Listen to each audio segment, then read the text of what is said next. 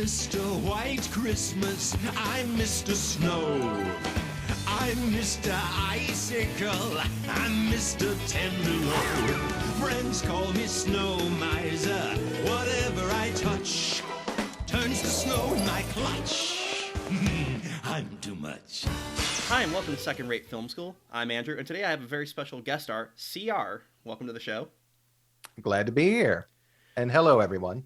Yes. CR is on record as being one of my favorite YouTubers and half the reason why I have a YouTube channel. So if you like the YouTube channel, you can thank him. And if you hate the YouTube channel, you can blame him. Wouldn't they be frozen solid? Like if you hung anything out in the winter, they would just be like sheets. This movie plays a little fast and loose with physics. No, I'm just thinking, it's like, why is Santa always has a cold? It's like he's wearing sopping wet clothes from the Arctic. So we're doing 1974's The Year Without a Santa Claus, one of the great Rankin Bass specials, and I figure who else better have to talk about this with than one of the great YouTubers who does Christmas specials. So click on his channel if you haven't already heard of him. He's a great guy, and glad to have him on. I haven't done Christmas specials in a while. I'm usually known for Halloween specials, but yeah, this is definitely, I love Rankin Bass, and this is definitely, I think this is like the peak of their form. Yeah, and looking into the Rankin Bass filmography, even though there's a lot of other specials like The Easter Bunny is Coming to Town, Jack Frost, and Frosty's Winter Wonderland, and a lot of other ones people like, this, generally speaking, is the last major one that the general audience is familiar with on a large scale. It's also set up, I believe they tried to set it up like a musical, like actual full-blown, all of them are musicals, of course. But this is the one with like the real big showstoppers, like, you got the Miser Brothers, of course, which is, I think, why most people remember this. Yeah. But you also have like, it's going to snow in Dixie, and then I'll have a Blue Christmas Without You. Yeah, and then, which existed before this, I think, in just popular culture, but this one sort of utilized it in a really sort of emotional way. Yeah, it's sorry, continue. No, I was just waiting. I did want to step on this doctor's line when he says, "Yeah, no one cares about you. Christmas is bunk. Oh, and have a Merry Christmas." I love that. He's great, and he sets in the entire thing. This is what pushes Santa Claus over the edge. This one dicky doctor. Yeah, pretty much. Just this. He's one curmudgeon. Should we talk about the 2006 movie a little bit? Yeah, I think we'll dip in as it comes appropriate for that and the 08 one. So I just want to make sure that one thing that they did, 2006 is really over the top and a little bit obnoxious, but they sort of kind of do a better job at saying why Santa would call quits, because he goes to this big toy expo and he's sick of all the crappy, dangerous toys or toys that make you buy all this accessories. And then he looks into the human world, like Mrs. Claus, who's played by Delta Burke. Oh, and Santa Claus is John Goodman, who actually does a great performance. There's like a 10-minute chunk at the very end of that movie that's actually really touching. Oh, yeah. But he looks through a magic viewing screen, and he hears this garage band going, "Santa Claus, you suck. Santa Claus, you suck." And it's just like... Yeah, I think there are things, and we'll get into the equivalent points throughout this special with it, but that is one thing I will agree, that Santa just being tired for working one day a year, really. I mean, I know Santa's always doing stuff throughout the year, but these specials usually just show him, looking around and checking the list, not much actual labor. It's like he's a very whiny Santa in this, which is very disappointing that Mickey Rooney came back, because it's obviously second time he played Santa, first being Santa Claus is Coming to Town, and it's just very disheartening to me watching. It's like, that lovable Santa that we watched in 1971, when it came out, so only a couple year gap, very quickly became a curmudgeon at least in kids' eyes, because I get it, it's supposed to have been hundreds of years in reality in between those, but and he's sick and he just doesn't feel good. and he hears from this one guy in the 2006 one. It butchers everything else. Like it's really like in your face. The Miser brothers just are horrible in it. Not the actors themselves. They work with their materials well enough, but it's just that how can I put this? They do a better job at saying why Santa would be sick of Christmas, because it's all the reasons you'd be sick of Christmas: over commercialization, just a lot of rushing around. Yeah, and they do that very well, because it's like, he says at one point, John Goodman Santa, which I can only hear him as Robo Santa from Futurama, so I keep expecting. Oh, he did do that. That's cool. Yeah. So shortly thereafter, shortly before, I should say that.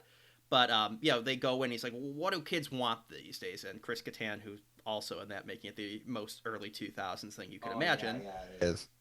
says like, oh, they just want more. And it's like, that sums up like, the over commercialization angle, which you hear a lot in Christmas specials, but I think why would Santa give up? It makes sense to do that. I've never seen that. Is this something? Have I only ever remember the TV edit from a while back? I don't remember all the elves doing their thing with the wet boot testing and the cowboy suit. I only remember Jingle and Jangle. Potentially. I mean, it's literally just that. I don't think we see any more elves throughout it, so they're just saying, I guess they do. Yeah. Yeah, they would cut things to make it for the TV edit. They've run these things so often that it's like...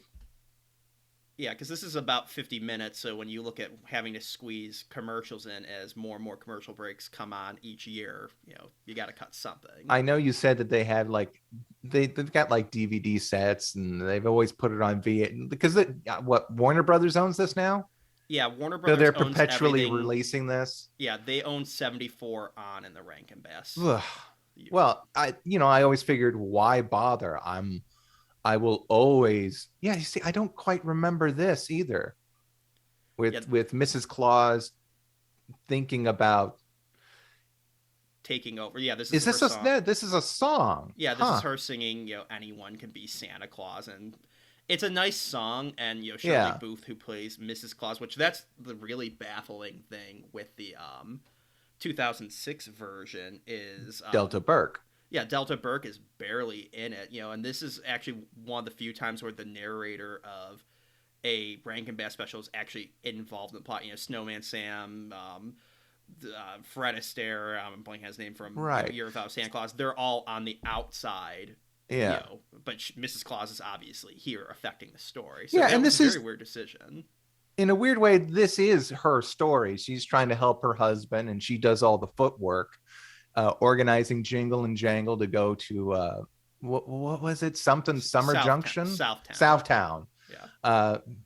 Yeah. Go to Southtown, and then communicating between the Miser brothers, and then even getting Mother Nature involved. So this is kind of like her story about trying to make sure Christmas is running smoothly. But I guess this would be one of the things that was cut. I always remember it just being Jingle and Jangle walking in on her as Santa, and then she being a little embarrassed, and then just kind of this part. Yeah, I think this is where it picks up from the TV cut. Yeah, I can't really recall because I don't come at me, FBI, but I downloaded a version off of YouTube years ago, so that's the one I've always remembered with this. But yeah, I can't remember, and it would make sense stuff's cut. Like, me and my mom were watching Rudolph the other night, and she's like, I don't remember seeing this where Yukon gets the peppermint mine, because the TV edit has to cut that out, because they added in the part where they find the island of misfit toys, like, and Santa takes them, because that wasn't in the original. Right. So for decades, people didn't see that until they also added at the end where Santa drops off all the misfit toys. Yes. Or the elves. There's that infamous thing about the bird that can't fly, and he's tossed off too without an umbrella. Yeah. I guess I should point out that I learned a lot about Rankin Bass from last year from Quentin Reviews. He did the strangest Rankin Bass videos Yeah, with that's a Worthy great Kids. Yeah. Yeah, it's great. I guess we should point out that other than Rankin and Bass, we should also thank Takata Hiko pardon me. What is this? Tadahiko Mokonada, who was sort of the third director of Rankin Bass. He did all the stuff overseas in Japan because this is Japanese animation. Yeah. And actually, he's not the first stop motion animator, but he's sort of the founder of the Rankin Bass style. They hired him. I think we just saw the credits earlier, and Bass was a lyricist.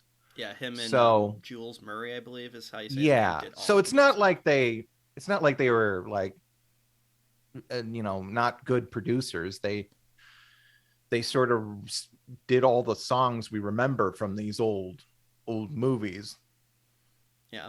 Well, and that actually brings me into this point that of the major Rankin Bass specials we all remember from growing up, this is the only one where their completely original songs eclipse anything non-original. Like, yeah, we all remember One Foot in Front of the Other, or Island of Misfit Toys and Why Am I Such a Misfit from Rudolph and that. Yeah. But like, you remember the mainstay song of Rudolph and Santa Claus is Coming to Town, versus here. Right.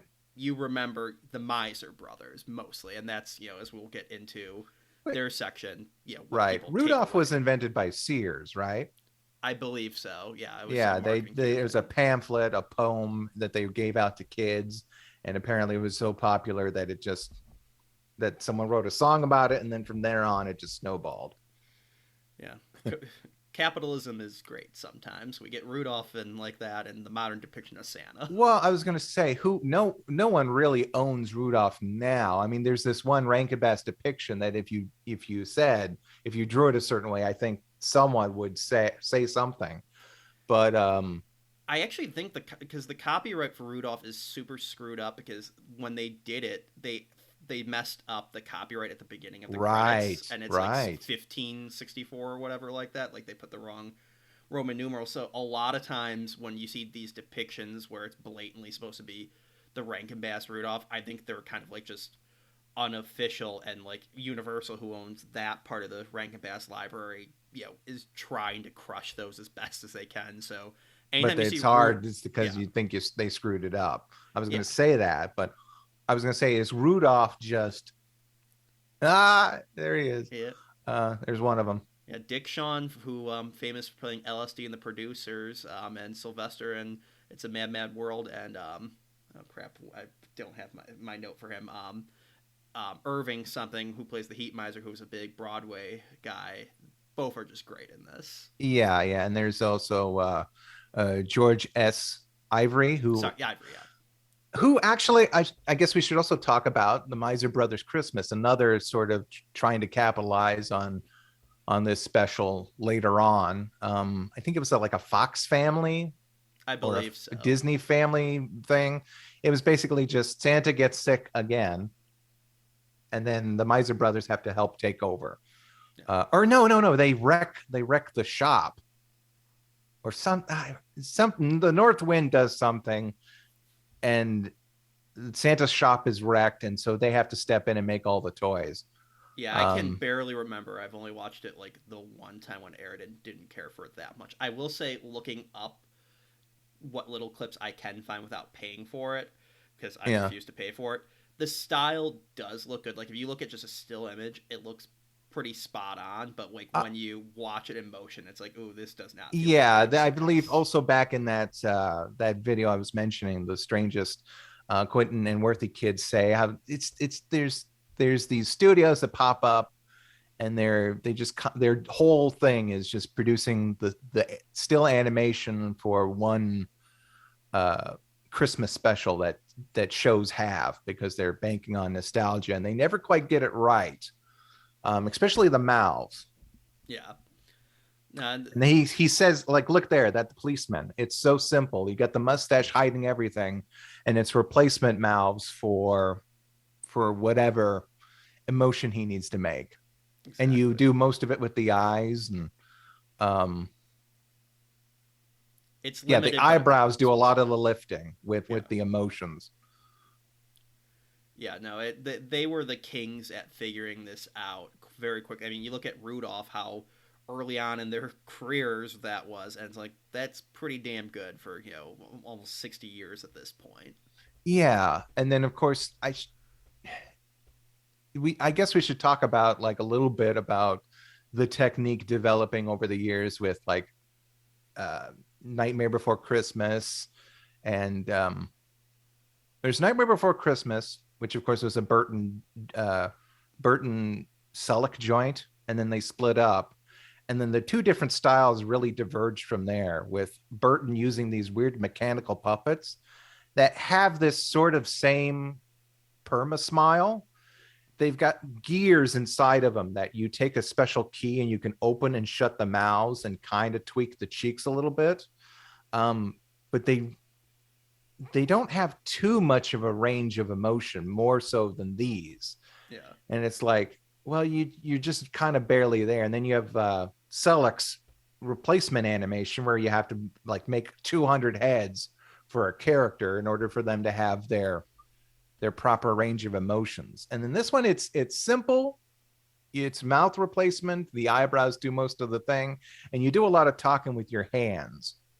Exactly, and I just love Like, look at that. Look at that. Just that the little wave is like, I'm done. I'm tired. You get all of it just from that. Yeah. Now that they're great with that, and I love just seeing, like you said, with the two of them, like the differing styles. I love what was on Kablam, Life with Lupe, where Oh yeah. where it's like they're metal figures, or like kind of like cut out metals, and like then they have like the paper mouths and they move, and it's just like it's a really quirky style that I really haven't seen anywhere else, and I would love to see that potentially like make a comeback. And same thing like with Angela Anaconda, just pretty much paper bodies and old black and white pick faces. You ever hear like what the style. Phantom Hunters or the Phantom Cops or something? The people who did what's the Nickelodeon thing? You just said it. Life with Lupe, Kablam. Life with Lupe. I for some reason Anaconda just took over everything in my brain there. But they did a show for WB. It's where they're like ghost hunters or something. It only ran for like a very short time. I don't even think the full series aired. That's the way it always is, unfortunately, with the coolest stuff. Now you see this kid with the buck teeth, he doesn't have eyebrows. So it's just kind of like he's got this permanent smile. A lot of these kids, why were their eyebrows? They had to shave him off because it's in the South, I guess. I don't know. I guess so. No, I'll agree. And like the kid, to me, always, every time I watch this, I always think of the Fairly Odd Parents movie Channel Chasers, when they would draw Timmy in the different animation styles. And right. He's got this kid would be it. Yeah, like this, like if they did the Rankin Bass thing, that's how they would look to like emulate the style of it, but not go through a ton of effort, because he's going to be like this style for like 30 seconds, and Nickelodeon won't let you do like a exactly thing. But like I was saying, look, he's got no eyebrows, so you can't really tell what his emotion is. The style works better with beards and mustaches, because then you can hide what you're replacing, and the mouth doesn't really need to be that perma smile. Well, and I wonder if that's why they ended up doing Frosty in like traditional 2D animation. It's like, oh, we're gonna have a shit ton of kids here that are carrying the plot. I don't exactly know why they shifted over to 2D animation at some point, other than it just looks nice. Oh, we should talk about how I got notes for everything, except I didn't bother to get this one. There's an illustrationist from Mad Magazine who did a lot of the designs. In fact, he designed, I know, famously Snow Miser and Heat Miser, and also did all the designs for Mad Monster Party. Really? Yeah, and they ended up utilizing a lot of his work for a lot of those 2D Rankin Bass shows. I'm looking it up. Yeah, just look at character designer Paul Coker Jr. Paul Coker Jr. And then, or yeah, and Rick Goldschmidt also comes up when I look him up. There's a lot of overlapping styles for that run, the sort of 70s run of the Rankin Bass stuff. I knew this. That made me. Why I knew there was a connection to why I was thinking of moral bankruptcy of American youth in the '70s. It's connected to Mad Magazine. Exactly. Yeah. God, I love vintage Mad Magazine. It's great. I'm like, I don't get all these references to Nixon exactly, but I know it's funny. Yeah. But This is a good song too. Yeah. Well, and this is actually a very interesting moment for this special, which this is one other thing I think the '06 remake did a little better, where to a certain extent, one, I do like the fact that the kid doesn't believe in Santa Claus here, but his parents do. That's a very interesting turn on the usual trope of no one believes in Santa Claus, which I've never liked, because it's like, okay, well, where the gifts show up then? But this special is very weird because Santa Claus is publicized from around the world as I'm not doing it this year. So it's very confusing. So it's like, this is a thing that in the is newspaper, weird. but a lot of people don't believe in him. Though I suppose you could say, hey, with COVID, it's like, hey, everyone knows about it, but there are people who don't believe it, but whatever. But in the '06 version, no one knows about it. It's just the idea is Santa Claus just isn't going to come that night, and the next morning people are going to be like, hey, wait, what happened? So he's not known to the world per se. They kind of skirt the issue in the '06 version of and this where is the gifts come from. Yeah, this is sort of the moment where it's just really tugs at my heart. Yeah, where the father says, before Terry Pratchett even wrote The Hogfather, where he says, we believe in Santa because it helps us. The rising ape meets the fallen angel. This is sort of like, what is happiness but dreams until they all come true? It's like, well, you believe in little things, and you try to make them true, and yeah, it really captures the spirit of Christmas and belief in the Santa mythos, I think, better than most things. I think the only other thing that I can think of is probably like the Polar Express, the whole, like, you have to believe in it to hear the bell and all that. Right. And that's the thing that's really a shame with the '06 version cutting out all the other songs of the Miser Brothers, because it's like, this would have been a great, lesson to teach kids in there, and it would have really, tied in the consumerist angle well, that they could have done. Though Santa Claus, whatever, he just, a few years later the kid said, hey, he's like the Amazon wish list delivery driver and all that type cynical thing that they see Santa just for toys. They could have played it up and being like, Santa is an actual celebrity, he exists in this world, like he does here. So you're right. I never thought about that. I never thought about the disconnect between kids not believing in Santa Claus and people actually reporting on Santa Claus. I thought that was just sort of I don't know. Yeah, because the Rankin Bass specials have most of them have the conceit of, this is us telling you a story that's already happened, and there's like the newspapers at the beginning of Rudolph, and this exists in the real world. Yeah. I mean, it's like when you hear about like NORAD tracking Santa as a kid, you're like, oh, the parents are all like, everyone, like, this is just a matter of fact for everyone to deal with. He's just a guy. I also want to say, with the design for Vixen, I love this design for the reindeer, because there could have been just the temptation just to redo the Rudolph design. This is just Rudolph with a black nose, or any of the other child reindeers, but it's a very unique design. And I like the joke where they're like, oh, well, Rudolph or the Vixen they're just pretending he's a dog by putting socks on his head. It's like, he does kind of look a little more dog-like in this design. And it's very adorable, and I'd love to see merchandise for him. I was going to say, they probably redesigned the reindeer to look a little bit more dog-like so they can get away with that. Versus the '06 one, like, it's my dog. It's like, that is very clearly a reindeer. It's got a single hard hoof at the end of its leg. Yeah, it's like, no, I don't know what dogs use. Wait, are they like horses, or are they like cows? I think they're like almost like horse feet, right? I don't know. I've never seen a real reindeer, and I don't hunt to like see regular deer. No, I got to look that up, but I can't. I know there's a difference.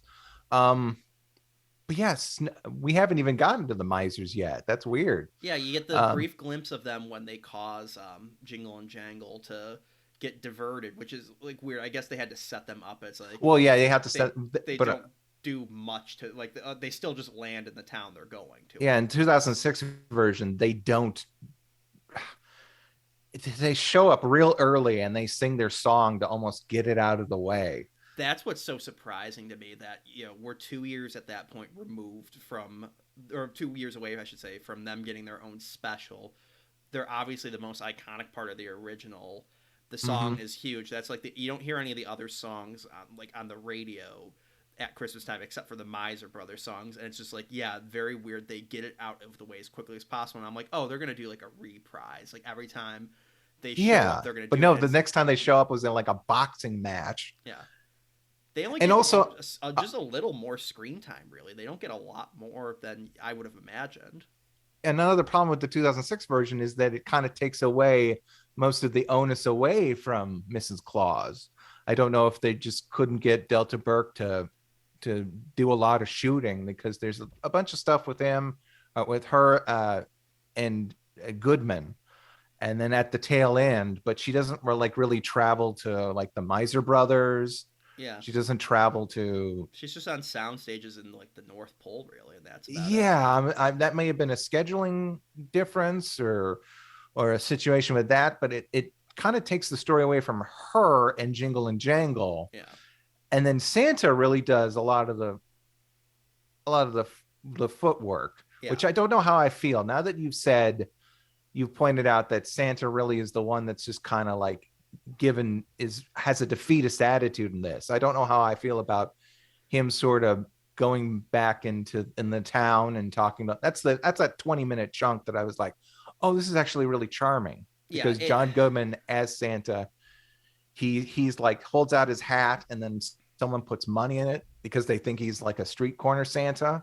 Yeah. And then he goes to actually give money to a street corner Santa. He says, a lot of the kids at the orphanage are waiting for you, jokingly, and that sort of re-sparks his heart. Oh, look, Charlie Chaplin in the corner. Yeah. No, it's a very bizarre thing, because it's like they change up his motive, which, like we said, we like better than in this, where he's just kind of like a defeatist attitude for a defeatist attitude thing, where he's got reason to actually think people don't want Christmas, and he has to see that the Christmas spirit is still in play. So I think that handles it very well. With, okay, he's going around, he's still a nice person. He's not gonna keep the money. He's going to try and give it to the homeless. When Iggy's mom is like, well, you never gave me a bike as a kid, ha ha ha. He like goes into an emotional reason why he did and how he tried helping the kids. The safety reason. It's just that bike was way too big for you. Yeah,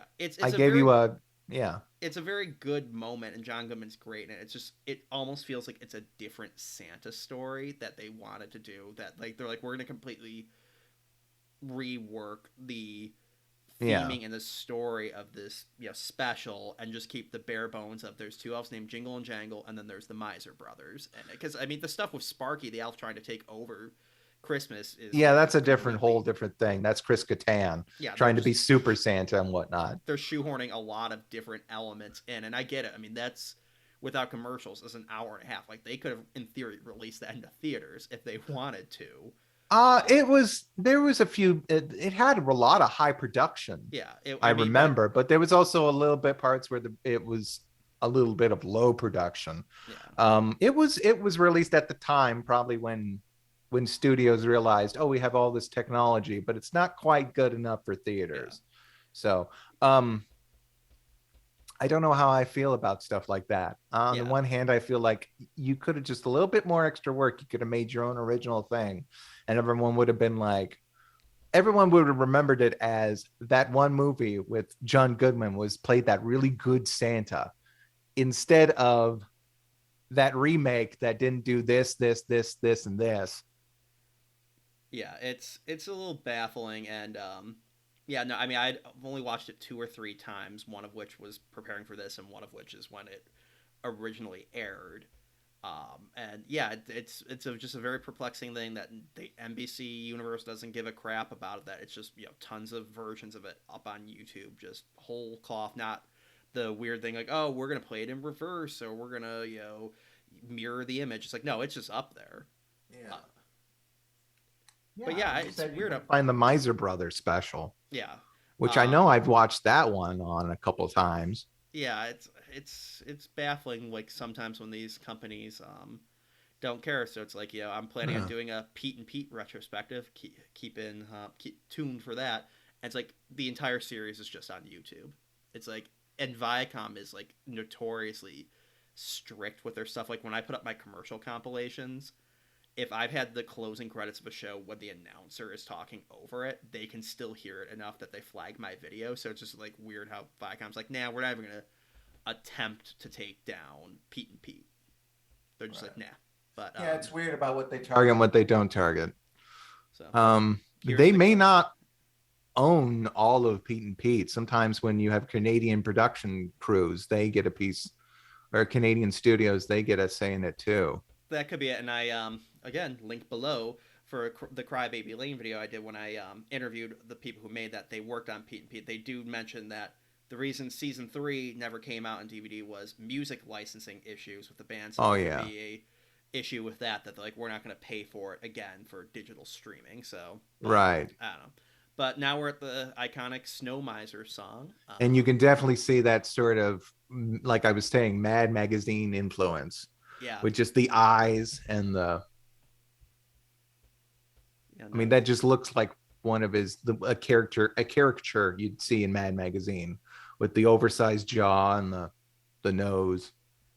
Yeah, they did their Mad Magazine parody before it even came out. Like it's like they were just drawing it, just looking like this for him. But no, this is just a great song. I love like the little versions of him. I know in the 06 one they have they like, oh, we have to have beautiful women around. Yeah, that one was weird. It's like Santa Claus.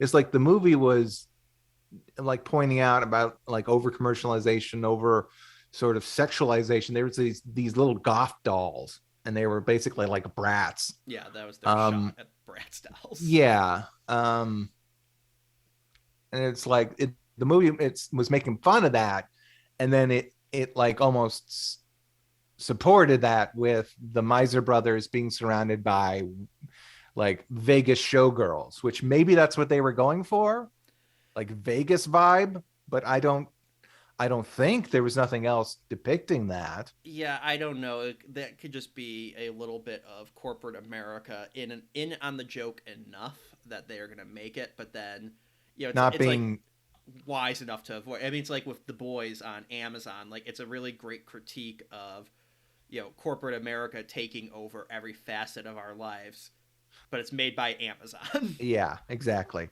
Michael Mckean was Snow Miser in the 2006, and Harvey Fierstein was Heat Miser. Yeah, very appropriate. Yeah, exactly. But this guy is Dick Shaw. Yeah, as like I said, which I believe. Best known for the producers. He plays Hitler in the original one, and then I know him best as Sylvester from It's a Mad, Mad, Mad, Mad World. Yeah, perfect casting. I believe he unfortunately passed away before the Miser Brothers Christmas movie. Yeah. So he had to be replaced. Although Irving was able to stick around. He does a great sort of reprise of the Heat Miser song that we'll see right now.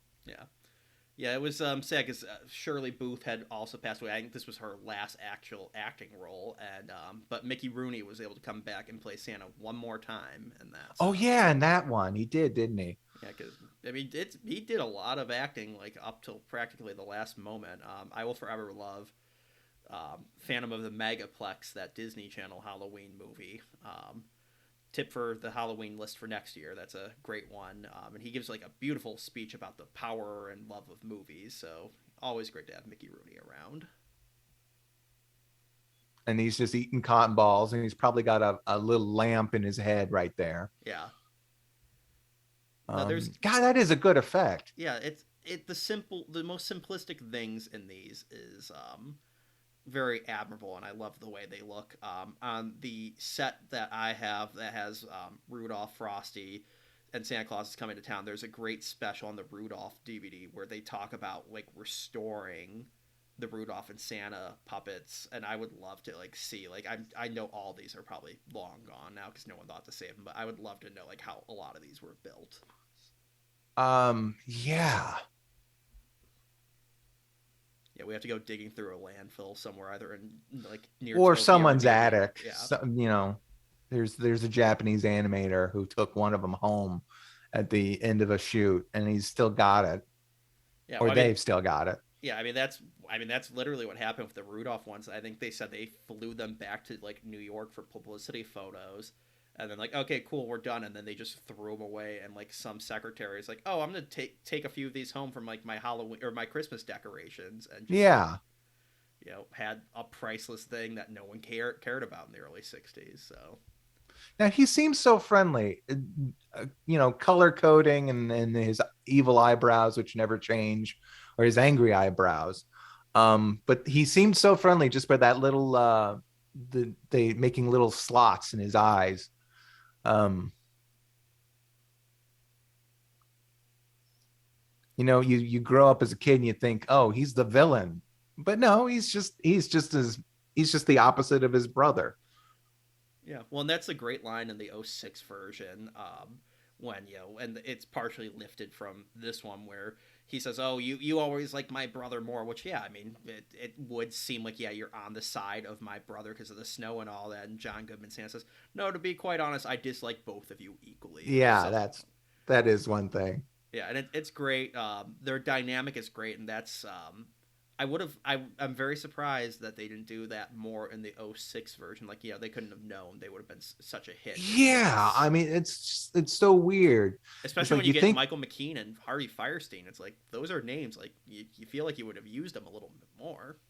exactly, and mostly when you think of this movie, it's like you think you're looking at it now in retrospect. This is more of like a Mrs. Claus movie, where she goes on this quest in order to sort of help Santa. Um, and like I said, the 2006 version sort of she's not in it a lot. It's more Santa taking over. But people remember this for Heat Miser and Snow Miser. Yeah, it's very just interesting how like quickly iconic they became, and I'm sure accidentally. This would be the equivalent if the oh crap, what's the Winter Beast or like whatever he's called in Santa Claus is Coming to Town, voiced by Right. the Keenan Wynn or whatever. Where like if he became the big thing, he was an obstacle at the beginning, and then just kind of like a fuddy-duddy fun guy for the rest of it. Definitely not supposed to be the focus. And same thing with these guys. They're kind of villainous, they're kooky and all that, but damn, they had a catchy song that caught on pretty big. Now I wonder, did they just have footage playing over this, or did they actually? I Sometimes they'll use like the King Kong method, where I believe like there's an actor in King Kong, but it's just actually a series of printed images that they rotated through while they're fighting a spider or something. It's like in the corner. Yeah, that's Anne is in the corner, and they filmed her, and then just like literally stop motion a live person. I think that's probably the case where they animated it and then just printed the cells a little bit larger to be in it, because it doesn't look like they're in the physical same set. Like, it doesn't look like they just got a slightly scaled up version of the Heat Miser or just put them really close. Right. I was going to say they probably wouldn't have green screen at this point. Yeah. So I'm thinking it was probably like that, where they shot their respective phone sides a little earlier and frame by frame put them in there.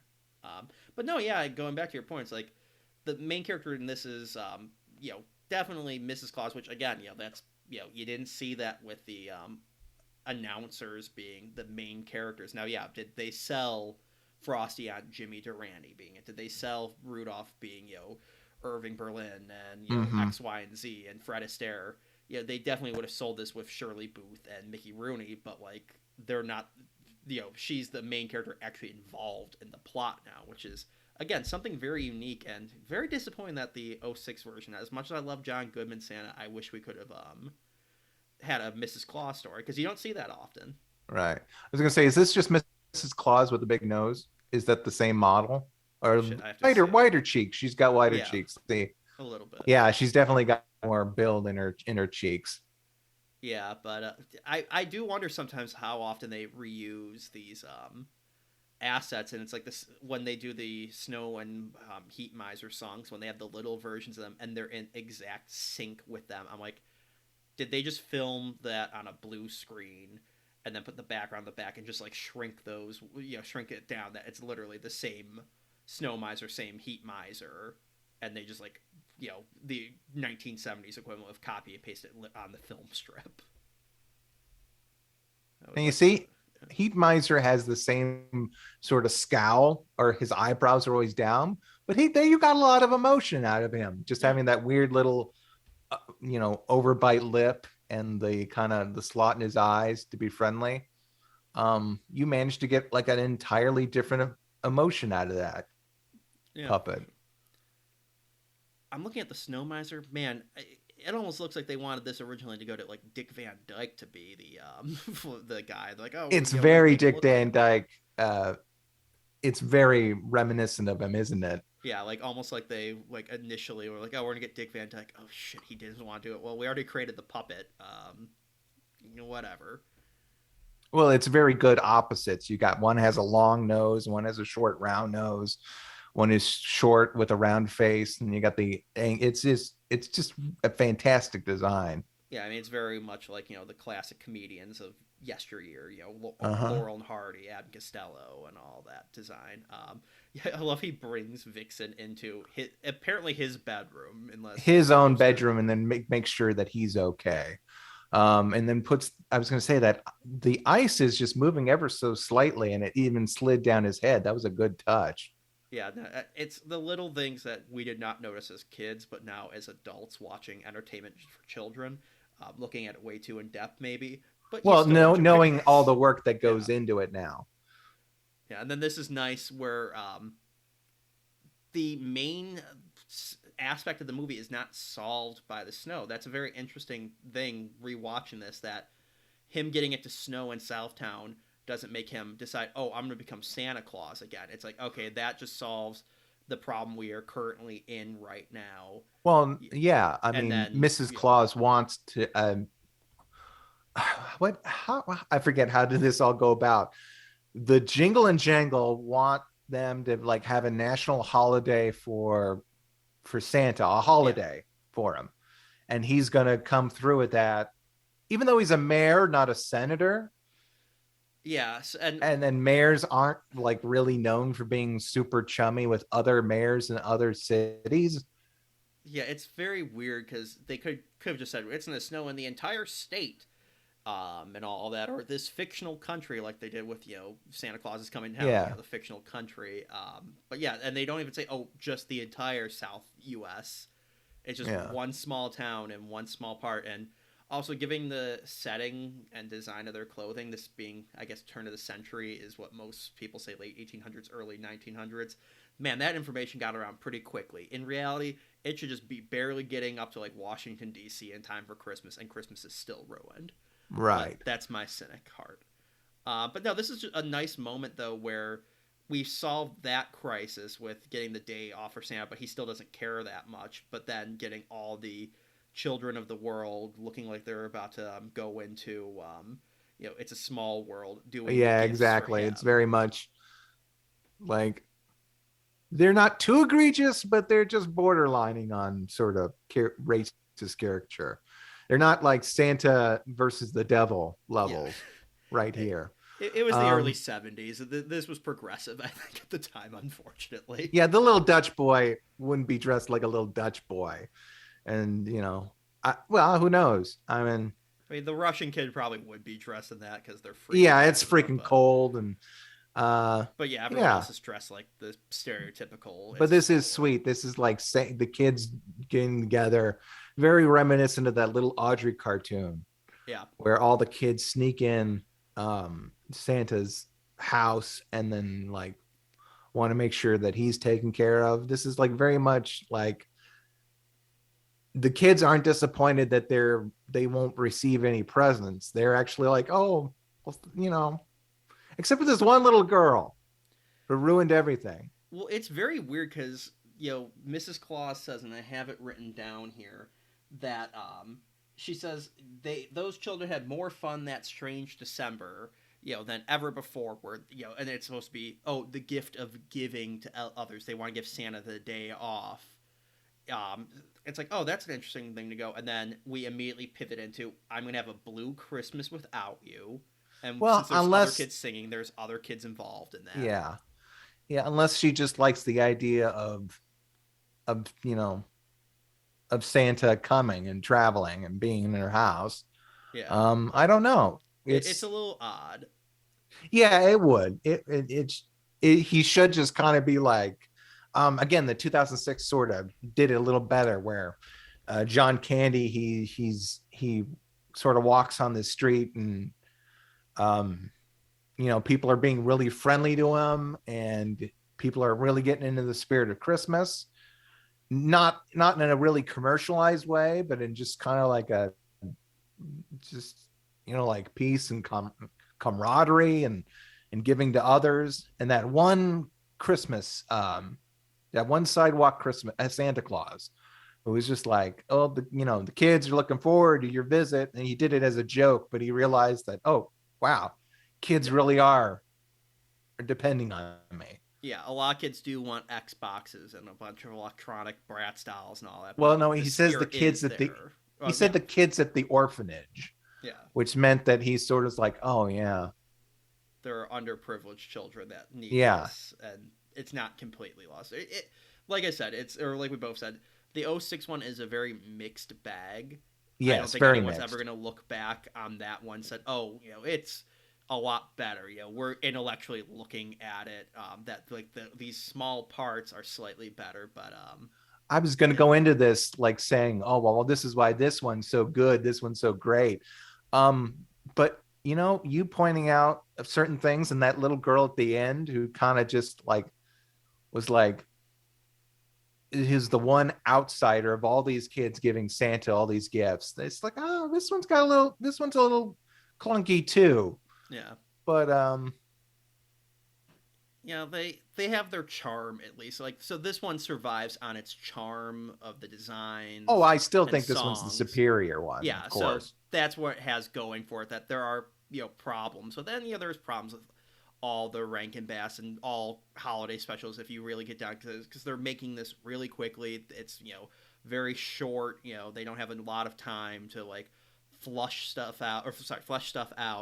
That of course you gotta skim over, and this is meant for grade schoolers, so you do have to be a little simple, but the charm of it still makes it the far better version, and why all these years later people still care about and the music. The music is still, like I said, Rankin Bass were producers, and even though the gentleman I mentioned before,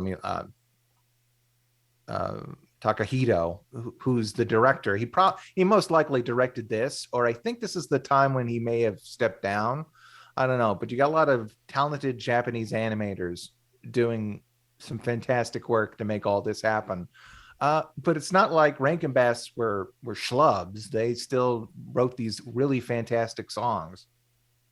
Yeah. Now, I would love to see like a company do like a really nice vinyl release of like high quality of all of these songs, like if possible. Like, I don't know like what their status is on like the negatives and original tracks of a lot of them, but man, I would buy that shit up and force my friends to listen to that at Christmas parties every year. Well, it's like I said, I never bothered to actually buy the Christmas special. All those scenes at the beginning, I noticed that there was a lot of stuff from the beginning cut. And I never bothered to buy it because who's going to stop airing these on TV? But actually, I realized I haven't actually watched TV in about maybe, 7 years. So yeah, maybe I should think about getting some physical copies to have. It's always great, and I mean that was the thing. I grew up with my mom just taped a lot of these off TV. Like we had like, Christmas VHS, and it's obviously not great quality. And then I upgraded 5 years ago to be like, okay, I want to actually own Frosty and Rudolph like in good quality. And it's like every year I watch, I'm like, oh my god, the audio's clear on it. The picture's crisp, and it's like, yeah, I don't remember some of these clips and all that. I mean, famously, we taped Muppet Family Christmas, and she forgot to tape the first 5 minutes of it. So when I found someone ripped it up onto YouTube, like the full version, I'm like, oh, there's like another song at the beginning that I've yeah. It's weird how you sort of you remember things or you didn't even know that they existed. Yeah. And then this is great. This is very similar to the ending of Year Without a Santa Claus. Or sorry, Santa Claus is Coming to Town. Him flying. Yeah, it's always that same shot of the moon and the reindeer sled ride. Yeah. Robert McFadden. Where have I heard that before? Yeah, I don't know either. The Wee Winter Singers. That must have been the kids' choir. Yeah, it's probably them. They probably got a choir to come in and so. Yeah, there you go, Paul Kirker Jr. Yeah. I'm just finally paying attention to the names because I'm used to like on the old versions when I taped off the TV, them just squeezed to the side. Yeah, here we go. Here's your Japanese animator or the directors. More laws. Yeah, so now and that was it. If you want to talk for a little bit more, I'm sure people would like listening to us. Oh yeah, well this logo's classic. Yeah, I love that. And it's very sad. Rankin Bass. I mean, I know both of them are dead, but like, as a company, no longer exists. There's a part of me that's like, God, I wish even if it was CGI that they still could have stuck around, like doing Christmas specials. Right. I think other specials too. Oh yeah, they did all sorts of stuff. They did. There's Peter Cottontail. There's the Easter Bunnies Coming to Town. Which was a Mandela effect for me because I'm like, God, I really remember Fred Astaire from Santa Claus is Coming to Town being in this one. And what mainly caused it for me was our taping of whichever one, Peter Cottontail, when they aired on the Disney Channel, like in the 80s, they screwed up and called it the other one. So when I'm like looking at years later, I'm like looking it up. I'm like, none of this lines up with what I remember. So that was like a weird Mandela effect. And then of course you got the Mad Monster Party, which is one of my personal favorites. Yeah. Which actually like really plays with sort of the Mad Magazine designs in that one. Croker's work. Yeah. I got to look up more of his stuff. Unfortunately, Rankin Bass, I think they dissolved it's either the 90s or the 80s. Yeah, I want to say they made it to mid 80s. And I mean, that's the thing. Like, even though like you see people loving like the other like stuff like post this and all that, this is really the last one that I think your average person will know. I mean, people are like, oh yeah, I remember Rudolph's like New Year and the Peter Cottontail specials, but most people focus on like the mid 60s through like the Christmas stuff. And they also tried to do mainline stuff with like they tried to do a Coneheads pilot. They did a lot of stuff with comedians. There was an animated special about comedians, which was almost like them animating to a lot of their stand-up acts. Oh, that's interesting. This was like maybe the 60s. No, it had to be like the 70s because it was too early for the 80s because they were doing like Sammy Davis Jr. and stuff like that. I was going to say that the last thing that I think they ever worked or had Rankin Bass's name on it was a special produced by Coca-Cola called Santa Baby. Yep. And that was aired on, I think, UPN in my neck of the woods. I'm trying to remember where I saw that. Yeah, I'm looking at their filmography now. The last quote unquote before they truly dissolved was in 1987 when they did an adaptation of The Wind in the Willows, and that was animation. Like 2D animation. Well, Santa Baby was also animated. Yeah. So the last stop motion thing they did was The Life and Adventure of Santa Claus in 1985. Ooh, that's a favorite of mine. I included that on the list. Yeah, I love the and I can't find it for the life of me. I found like the first 20 minutes one time, but they did a 2D animated version in like 2001. Like they redid it, and I cannot find it. And it was on Cartoon Network for years. Yeah, they always ran that a lot on Cartoon Network and I think Disney Channel for a little while. Yeah, Um, and it was a classic for like my generation. I'm the beginning of the millennial or end of the millennial. I don't know the generation, but I'm a little younger than you are, so I saw a lot of these specials right. kind of were disintegrating and not being shown as much. So I don't remember Yeah, the and Rankin Bass version as that much. just I had a flashback of the Rudolph movie, which I think John Goodman played Santa in that too. Maybe. Rudolph movie. Remember with Whoopi Goldberg is like an iceberg villain, Oh, okay. Let me look that one up. which makes me think that like Rudolph's in the public domain. He has to be because they made a Rudolph the movie. Yeah, I think he is. Much like with the Disney movies with the fairy tales. It's like, yeah, anyone can make a Cinderella movie. Disney Right. doesn't own it, but you're always going to be compared to that. Yeah, Rudolph the Red-Nosed Reindeer, starring 1998, starring John Goodman, Whoopi Goldberg, Debbie Reynolds, Richard Simmons, Bob Newhart, Kathleen Richard Barr. Simmons. Yeah, I do not know who he would have been. John Goodman is Santa, Eric Idle is a fox, Bob Newhart is a polar bear, because that's the voice I usually think of coming out of a polar bear. I don't know why I think of him as an elf at Christmas time. Yeah, Richard Simmons. It doesn't say what he is, but I'm gonna assume they're probably doing him as a chipper elf, probably. Most likely. I forgot about that. Oh, I couldn't forget about that. Ugh. And yeah, it says I'm looking up Santa on my end. I'm looking up Santa Baby is a 2001, so it got Rankin Bass somewhat got into the new millennium. And yeah, it was heavily sponsored by Coca-Cola. That's how they were able to do it, and of course, banking on the song Santa Baby. Yeah, that's why they went up belly up. They just started running out of Christmas songs they could do specials around.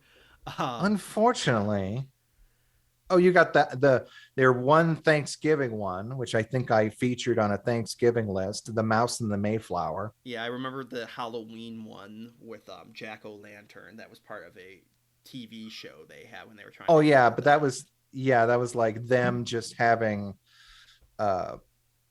they just would adapt those classic short stories about like Cinderella and stuff like that.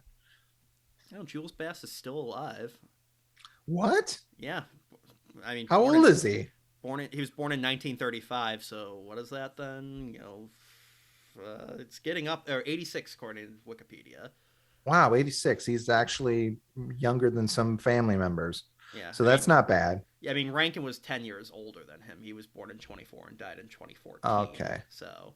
But they're both composers and lyricists and authors. Yeah. He died in Bermuda. I guess, hey, when you get that old, you can retire anywhere you want to go.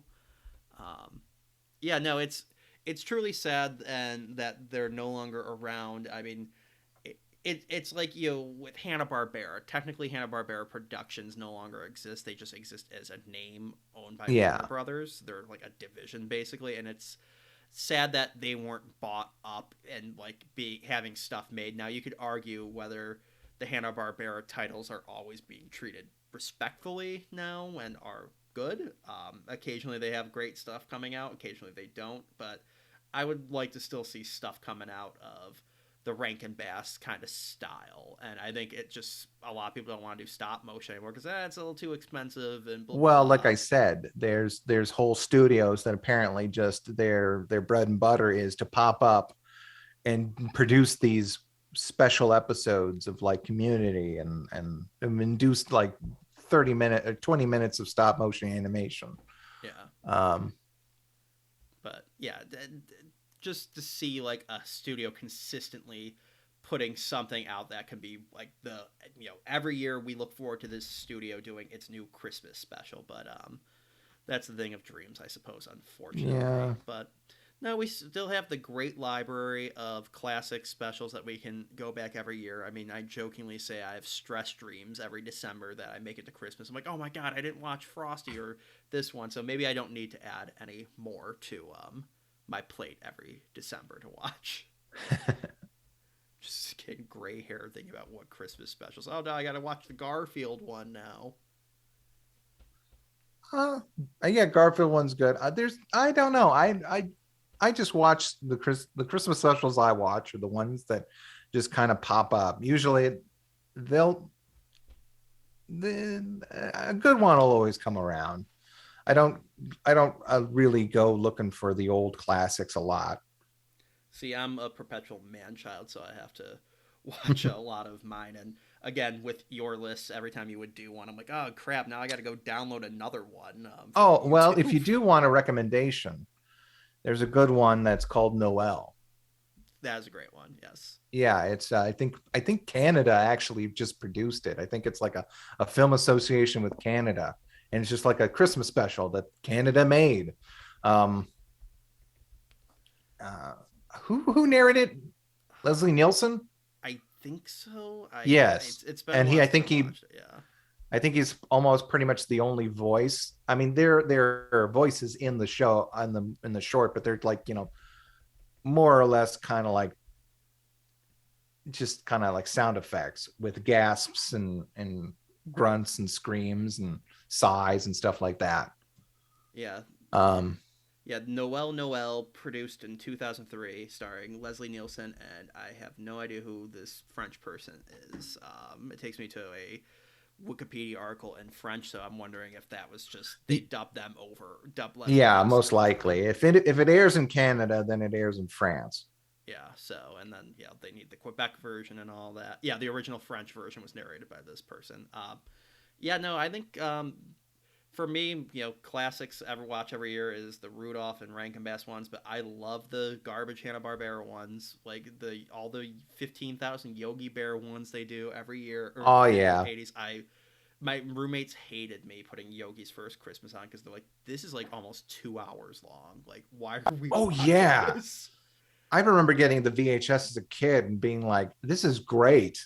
Because usually you buy a VHS as a kid and it's like 30 minutes long or 20 minutes long because it's like some pilot that just got shoved out on VHS. It's like, the Mad Scientist VHS set or Street Sharks and stuff. Yeah, Street Sharks or I'm thinking like lower than that, man. I'm thinking like, what's that one they wanted to make like Care Bears, but they had sunglasses with holographic lenses.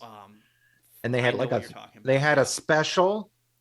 I'm thinking of the shoe with the white laces. They put that out, and it was like 20 minutes. Was that FHE? Yeah, something. And there was like 20 minutes of nothing.